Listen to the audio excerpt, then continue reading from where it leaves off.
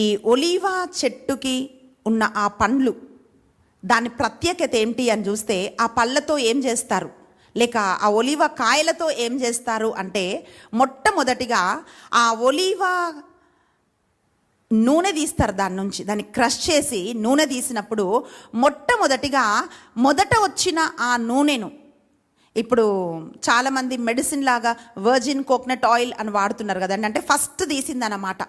అలాగే ఫస్ట్ ఈ ఒలీవా తైలం వచ్చినప్పుడు మొదట వచ్చిన ఆ ఒలీవా తైలాన్ని ప్రిలరా నిర్గమాకాండము 27వ అధ్యాయము 20వ వచనంలో మనం చూస్తున్నాం. నిర్గమాకాండము 27వ అధ్యాయము 20వ వచనంలో మనం చూస్తున్నాం ఏమిటి అంటే, ప్రత్యక్ష గుడారములో సదా దేవుని యొద్ద దీపము వెలిగించటానికి ఈ ఒలీవా తైలాన్ని వాడుతారంట.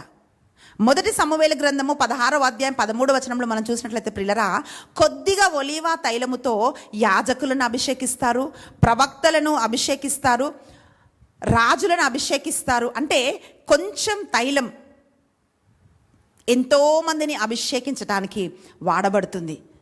ఒలీవా మొక్కల వలె నీ బిడ్డలుంటారు అని అంటే వాక్యం ఏమిటో తెలుసా ప్రియులరా?